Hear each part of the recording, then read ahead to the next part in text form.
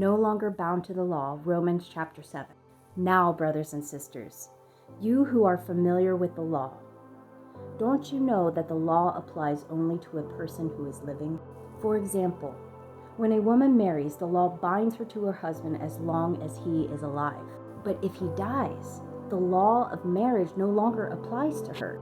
So while her husband is alive, she would be committing adultery if she married another man. But if her husband dies, she is free from the law and does not commit adultery when she remarries. So, my dear brothers and sisters, this is the point. The point is, you died to the power of the law when you died with Christ. You died to the power of the law when you died with Christ.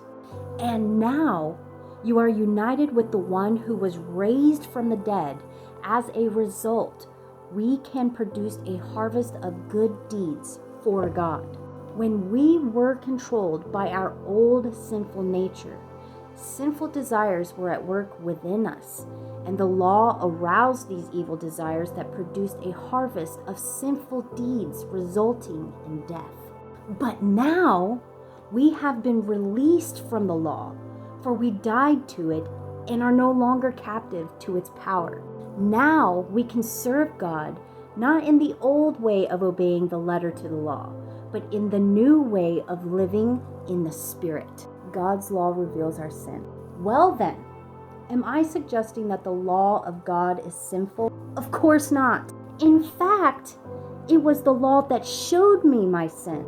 I would have never have known that coveting is wrong if the law had not said, you must not covet. But sin used this command to arouse all kinds of covetous desires within me. If there was no law, sin would not have that power.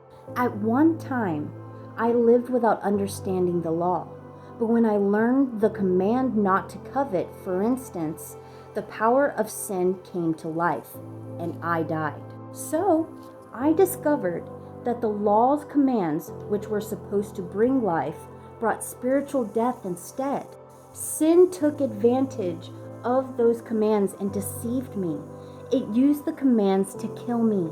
But still, the law itself is holy, and its commands are holy and right and good. But how can that be? Did the law, which is good, cause my death? Of course not. Sin used what was good to bring about my condemnation to death. So we can see how terrible sin really is.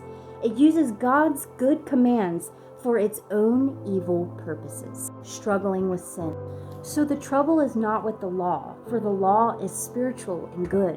The trouble is with me, for I am all too human, a slave to sin.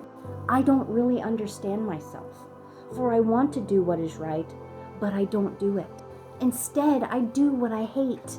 But if I know what I am doing is wrong, this shows that I agree that the law is good. So, I am not the one doing wrong.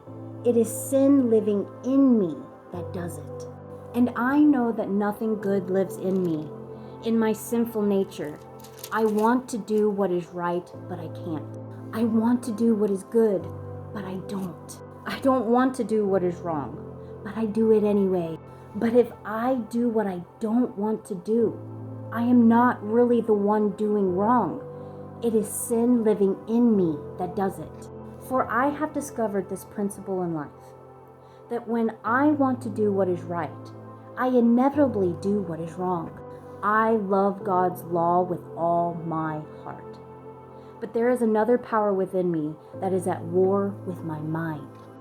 This power makes me a slave to sin that is still within me. Oh, what a miserable person I am. Who will free me from this life that is dominated by sin and death? Thank God the answer is Jesus Christ our Lord. So you see how it is?